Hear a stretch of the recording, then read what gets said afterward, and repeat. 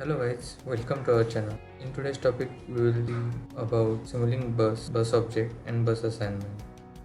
In our last videos, we have seen information about mux and demux where we used to combine multiple data with same data type. In simulating bus, we will combine multiple data with different data types. In this video, we will see total 3 examples. So let's get into our first example. In this example, we have total 3 elements. First is of data type single, second is of data type unsigned integer 8, and third is of data type int 16. So we have combined all these 3 elements using a bus creator block. In this bus creator, we have selected number of inputs as 3 because we have 3 elements, and these elements will get auto populated when we connect these blocks with the bus creator. For this example, we have kept output data type as inherit auto. We will see output data type as bus object in our next example. For separating this data, we have used bus selector block. So in bus selector block, we can get the number of elements in bus as input, and we can select the required parameters. When we simulate this model, since we have selected float data and int16 data, we can see these are getting populated correctly. We can change our required data, like if we want to remove int16 data and add uint8 data instead of that, we can do that, and when we simulate that particular data will be populated correctly. For our second example, we are going to use bus object as output data type. To create bus object, we have used MATLAB script. We have defined different bus element into bus data. We have created Simulink bus using simulink.bus and with name bus underscore data. We have added bus elements into that bus object using bus data.element command. Coming back to our model, before simulating our model, we need to run this particular file, and when we simulate this model, we get our required values. Let's try changing one of the parameter, like for uint8 data or uint16 data, we will define our bus as int8 data.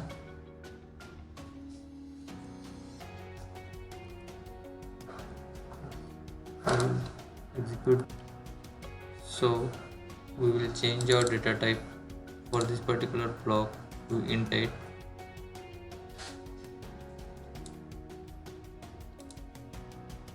So we have to again add our int8 data into the bus, and when we try to get our results.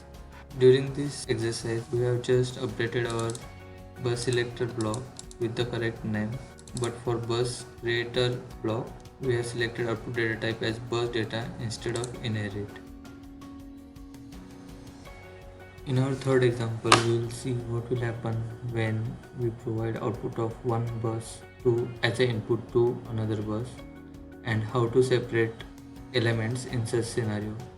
Also in this example, we will see about bus assignment block. So when we provide output of one bus data to input of another bus, output of the second bus will be having 3 elements. So if we open this, it will have 3 elements.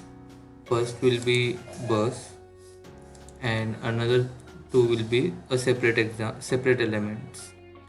When we want to separate elements, we can select a individual element or a bus or a element from a bus. So here we have selected one individual element and one element from a bus. Instead of a single element from bus, we can select entire bus as well. So for simplicity, I have selected a bus element, and bus assignment block will change value of a particular element. For example, here we have selected int16 data for assigning a data. So for int16 data we are assigning a value of -32.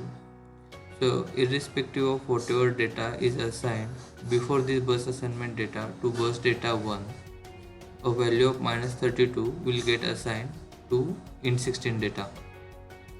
And remember, we are providing entire bus as an input to bus assignment block, and we will receive complete bus as an output from bus assignment.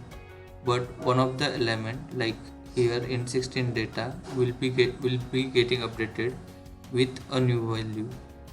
So let's try simulating this particular example.